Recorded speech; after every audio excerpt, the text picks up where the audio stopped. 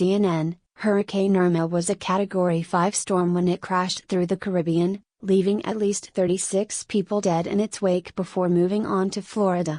The storm carved out a path of devastation, leaving a trail of extensive damage in small islands like St. Martin/St. Martin, the twin island state of Antigua and Barbuda, the British territories of Anguilla and the Turks and Caicos Islands, the British Virgin Islands, and the U.S. Virgin Islands. Many islands are still assessing the damage, as they begin to pick up the pieces. Here's a look at just a few stories from the hardest hit areas, where residents are still reeling. Do you live in the Caribbean and have been affected by Irma? We would like to hear from you. WhatsApp or text us on 1-347-322-0415. Elvis Burton, 57, was born in Barbuda but lived most of his life in the Bronx, New York. In 2005 he returned home. Irma was his first major storm. Burton and most of the island's 1,800 residents were evacuated on Friday to Antigua. Burton has not been able to return home.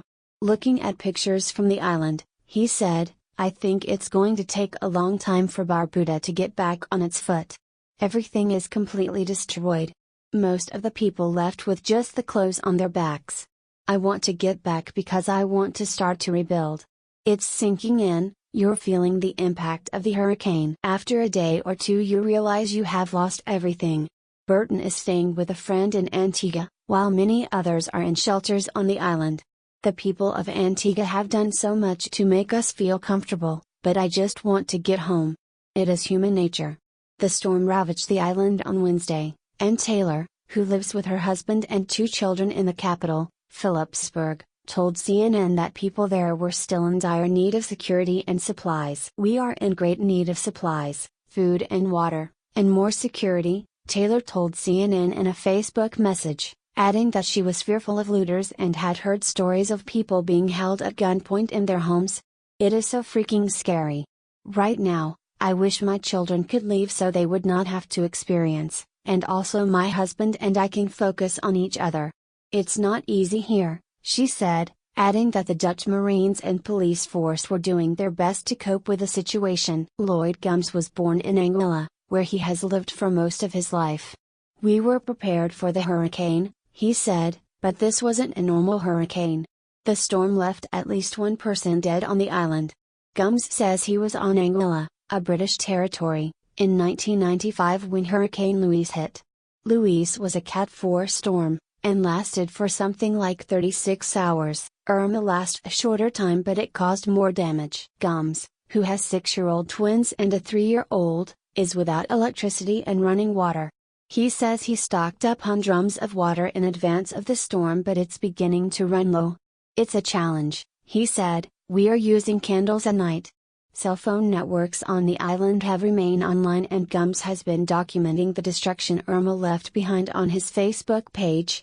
He charges his phone every day at a nearby hotel that has a generator. "I would estimate that 70% of the electricity poles on the island are down," he said. Cell phone network Flow has set up charging stations on the island, he said. "We need water, we need toiletries, we need non-perishable foodstuff, we need candles," he said. Irma killed 4 people in the U.S. Virgin Islands and caused widespread damage, hitting 3 of the largest islands, St. Croix, St. John, and St. Thomas, the hardest. Jennifer Stevens Cooper, a nurse at Schneider Regional Medical Center, moved to St. Thomas with her husband and their 2 children this summer from Washington, D.C. Her home and the hospital where she works were both destroyed in the storm. "We're staying in our shell of the house at the moment," Cooper said over the phone. "The first floor is a concrete apartment, which is where we were staying during the storm. Everything above that, which was wooden, blew apart. If we hadn't been downstairs we wouldn't be here anymore. My husband is in the army. As he says, it looks like a war zone. There's not one tree left standing," she added. Cooper, who lives in Peterborg, on St. Thomas, said many of the homes in their neighborhood were destroyed in the storm. Cooper has been walking a mile down the road twice a day to get cell service and call her family in North Carolina, their only source of news. "We're hearing rumors that people are posing as police officers and robbing people.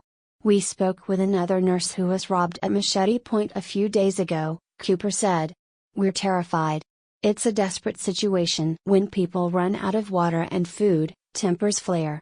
It's just going to get worse. I can't even go out to help other people if I don't feel safe myself. I've got children, I need to get them out of here.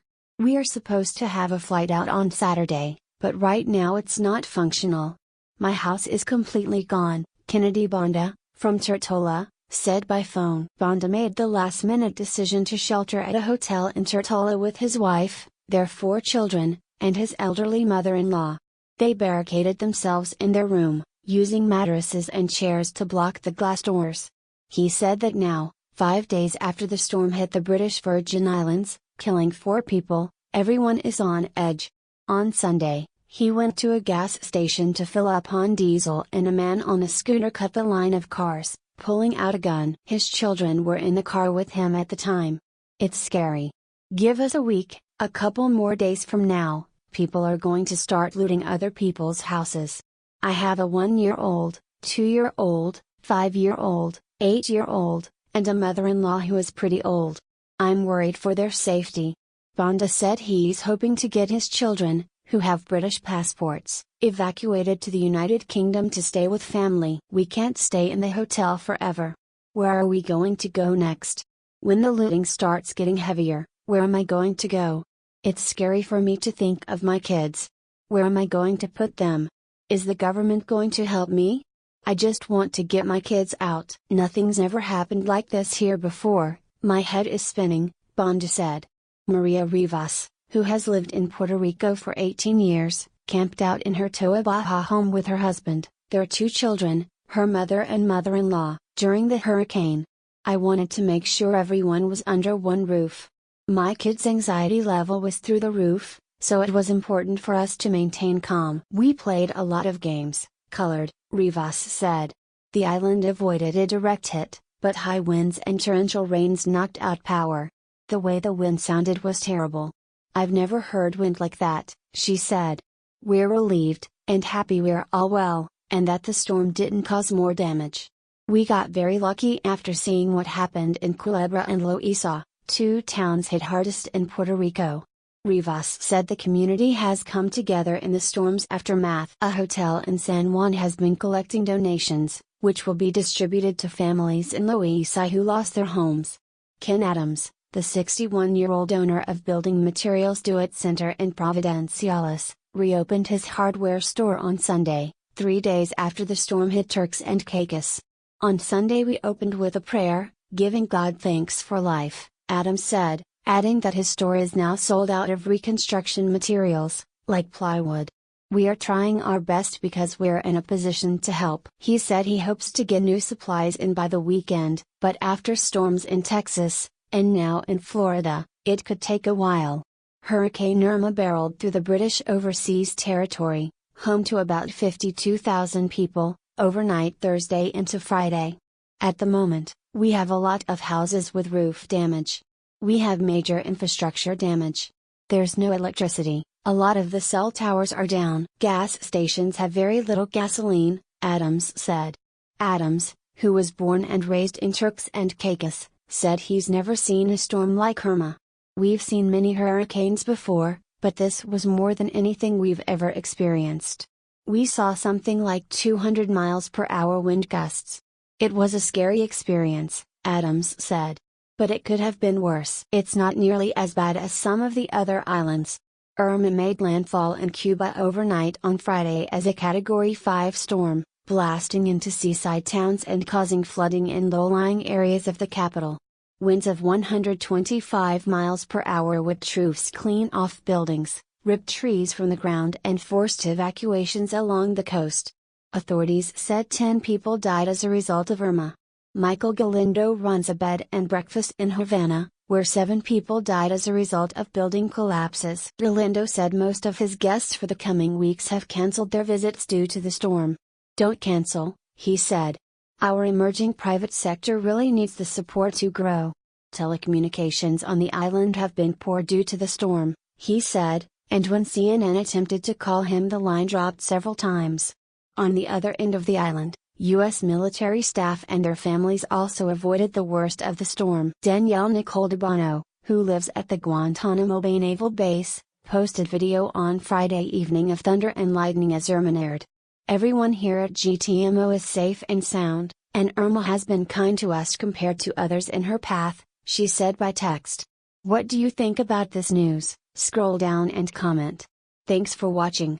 Please subscribe. Goodbye and see you again.